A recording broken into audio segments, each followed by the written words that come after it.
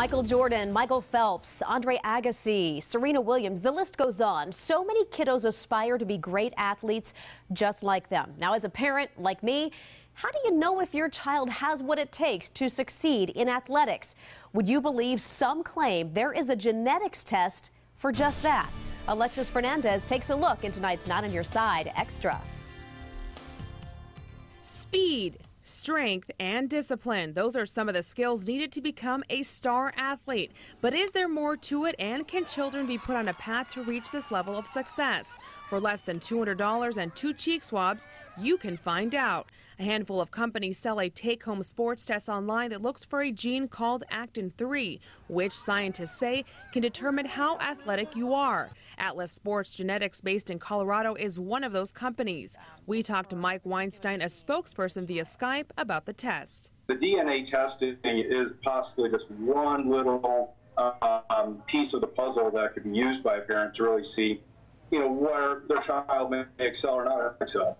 The test looks at variations of the actin-3 gene to see whether your child is a sprint or endurance athlete. Weinstein says it's about giving kids as young as 1 year old a head start. To be really becoming the elite Olympic athlete, that the data often shows that you need to be training for 20 years. And by the time you're starting to graduate high school, hey, that clock may have expired by then. Brad Marston of Bountiful, Utah, bought a test back in 2009 for his daughter Elizabeth, now 12.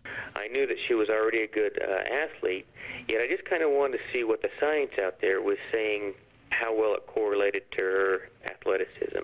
Marston says the results of the test were in line with his daughter's soccer skills, but feels it's only one tool in the box. If they don't have that positive reinforcement, then I don't think it matters what your DNA is, because you haven't nurtured that young, precious child enough. But not everyone agrees with the intentions of the test. Dr. Robert Erickson, a pediatric geneticist with the U of A Steele Children's Research Center, says it gives parents false hope.